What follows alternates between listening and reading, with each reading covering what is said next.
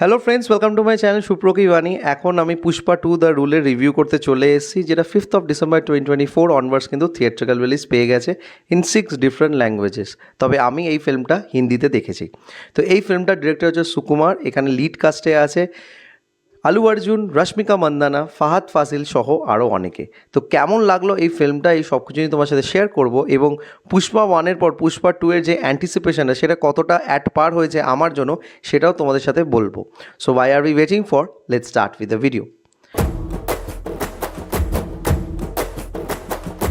তো just continuation করা হয়েছে পুষ্পা 1-এর পরেই পুষ্পা 2, এবং এই ফিল্মটার ডিউরেশন আছে 3 ঘন্টা 15 মিনিট। যদি ওভারঅল দেখানো যায় হলে ঢোকার থেকে হলে বেরোনো অবধি, তাহলে 3.5 ঘন্টা ডিউরেশন তোমাদের অবশ্যই লাগবে। না, এই ফিল্মটার গল্পটা জাস্ট কন্টিনিউশন অফ পুষ্পা 1। তো যারা পুষ্পা 1 দেখোনি তারা কিন্তু পুষ্পা 2 যদি হুজুকে পরে দেখতে চাও তাহলে কিন্তু কিছুই বুঝতে পারবে না, বিকজ প্রত্যেকটা ক্যারেক্টার এবং স্টোরি যে বিল্ড আপ আছে সেটা কিন্তু পুষ্পা 1-এর সাথে রিলেট করে তৈরি করা হয়েছে। এবার আমি আসি পুষ্পা 2 আমার কেমন লেগেছে।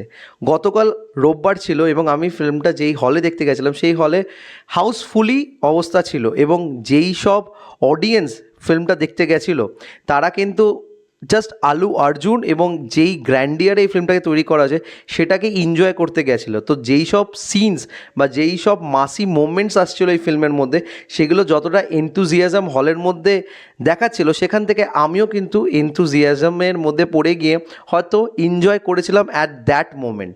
তবে বাড়িতে এসে ভেবে চিনতে যখন আমি দেখলাম, আমার মনে হলো এই ফিল্মটা 3 ঘন্টা 15 মিনিট রিওয়াচ করার মতো একদমই নয়। উল্টে আমার মনে হলো অনেক জায়গায় ফিল্মটা জাস্ট কোনো মানে দাঁড়ায় না। মানে initially in the script level যে স্টোরিটাই ফিল্মটার আছে, সেই স্টোরিটাও আমার মনে হলো অনেকটা বেশি স্ট্রেচ করা হয়েছে, এবং একটা অ্যাঙ্গেল ঢুকিয়ে জাস্ট থার্ড পার্ট আনতে হয় বলে সেটাকে দিয়ে আবার কিছুটা সময় এক্সটেন্ড করেছে। তবে যেই কথাটা না বললেই নয়, that is the performance of আলু অর্জুন অ্যাজ পুষ্পা। ফার্স্ট পার্টেও আলু অর্জুনকে কিন্তু দুর্দান্ত লেগেছিল। তার যে সোয়াগ, তার যে ওয়ে অফ টকিং, তার way of handling the character, সেটা কিন্তু মারাত্মক ছিল। বিইং নো ওয়ান, সে যখন সামওয়ান হয়ে ওঠে এবং তারপর তার বুদ্ধি দিয়ে সে যেইভাবে এই পার্টে গেমটা খেলে উইথ ফাওয়াদ ফাসিলস ক্যারেক্টার, সেটা কিন্তু তোমরা না দেখলে বুঝতে পারবে, এবং সেটা খুব সুন্দরভাবে আলু অর্জুন কিন্তু ক্যারি করে নিয়ে যায় থ্রু আউট দ্য ফিল্ম। এখানে দুটো জায়গা আছে, যেই দুটো জায়গায় আলু অর্জুন শাড়ি পরে অ্যাকশন সিন পারফর্ম করেছে। একটা হচ্ছে ঠিক ইন্টারভেলের পরে, আর একটা হচ্ছে ক্লাইম্যাক্সে, এবং সেই জায়গাটায় অ্যাকশন চাঙ্ক সিনটা জাস্ট ব্লাস্ট হবে, জাস্ট ব্লাস্ট হয়, মানে তোমাদের চোখ ফেটে যাবে যেইভাবে অ্যাকশন সিনটা পারফর্ম করা হয়েছে। তবে তার কিন্তু কোনো মাথা মুন্ডু নেই যখন তোমরা সেটা নিয়ে একটু ভাববে। না, ওটা আমি বাদই দিলাম, বিকজ তেলেগু ফিল্ম ইন্ডাস্ট্রিতে বা সাউথে যে কোনো ফিল্মে এই টাইপের অ্যাকশন হয়ে থাকে এবং সেটা অডিয়েন্সরা পছন্দ করে। তবে এখানে যেইভাবে একটা কেমিস্ট্রি বিল্ড আপ করা হয়েছে between Rashmika Mandanna's character, Srivalli and Pushpa's character, সেটা মনে হলো যেন একটু ভালগার হয়ে গেছে। আমি জানি না এটা আমার একার ফিল হচ্ছে কিনা, তোমাদেরও যদি ফিল হয়ে থাকে তোমরা অবশ্যই কমেন্ট করে জানিও। ফার্স্ট পার্টেও কিছুটা ওরকম ছিল, এই পার্টেও সেটা একটু লেভেলে উঠে গেছে।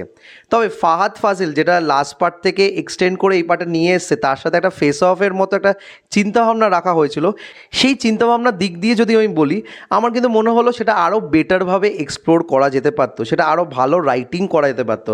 জাস্ট একটা জায়গায় যেখানে তারা কথোপকথন করে, মানে ঠিক ইশারা দিয়ে, তোমরা বুঝতে পারবে যখন ফিল্মটা দেখবে, সেই জায়গাটা একটু কমিক মোমেন্ট আছে, যেখানে ফাহাদ ফাজিল আছে, তার ক্যারেক্টারের একটা সিন হয়, যে সিনের মধ্যে দিয়ে তোমাদের হাসিও পাবে, তোমাদের মনে হবে যে something is happening.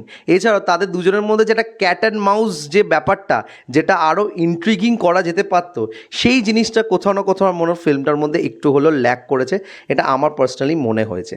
Now coming back to the songs, যেটা ফার্স্ট পার্টে ডিএসপি করেছিল, রকস্টার ডিএসপি যে গানগুলো ফার্স্ট পার্টে দিয়েছিল, সেইগুলোর তুলনায় এইবারে গানগুলো যেন খুব একটা বেশি আহামরি মনে হয়নি। বারিং ফিলিংস, ফিলিংস বলে যে গানটা আছে, সেটার বিটটা আমার বেশ গ্রুভি মনে হয়েছে এবং একটা এফেক্ট দেয়। এছাড়া কিসিক বলে যে গানটা আছে, আইটেম নাম্বারটা যেটা শ্রীলীলার সাথে করা হয়েছে, সেটা কিন্তু কোথাও না কোথাও ওয়ানটা মাওয়ালার সাথে কোনো না কোনোভাবে একটা ঠিক যথাযথ দেয় না। তবে ডান্স ওয়াইজ শ্রীলীলা কিন্তু অসাধারণ পারফর্ম করেছে, এবং তোমরা যখন ভিডিওটা দেখবে স্ক্রিনে বা যে কোনো সময়, তোমাদের কিন্তু অবশ্যই মনে হবে যে Sreeleela has perform really well. এবার এখানে যে গল্পটা এগোয় সেই গল্পটা এগোতে এগোতে একটা সার্টেন টাইপের গিয়ে মনে হবে যে গল্পটা তো শেষ, এরপর কি হবে। তো সেই পরের জায়গাটা আমার মনে হলো এটাকে স্ট্রেচ করেছে just to make a cliff hanger for part 3। Yes, Pushpa 3 the rampage আসবে, এবং সেটা কিন্তু কোনো স্পয়লার নয়, তোমরা অনেকেই জানো, এটা ফিল্মটা রিলিজ হওয়ার আগে থেকে অ্যানাউন্স করে দিচ্ছে।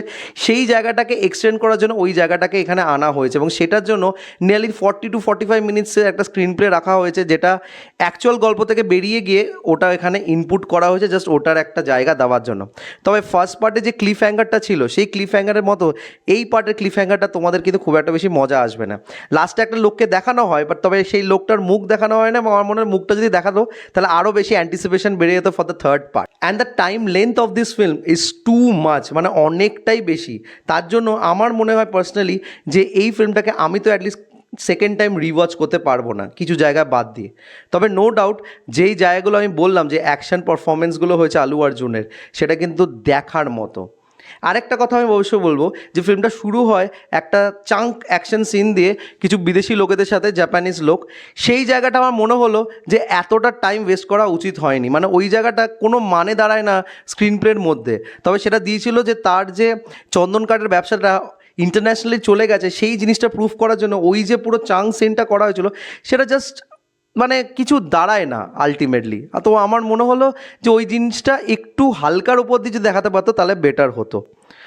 তো এই ছিল আমার review for the film Pushpa 2 the rule. তোমরা যারা যারা দেখেছো কমেন্ট করে জানিও তোমাদের কি মতামত, এবং আমার রিভিউর সাথে তোমরা যদি একমত হয়ে থাকো please do like, share and subscribe my channel. আমার সাথে জুড়ে থাকার জন্য আমাকে ইনস্টাগ্রামে ফলো করতে পারো, ইনস্টাগ্রাম হ্যান্ডেল হলো supro09bit2।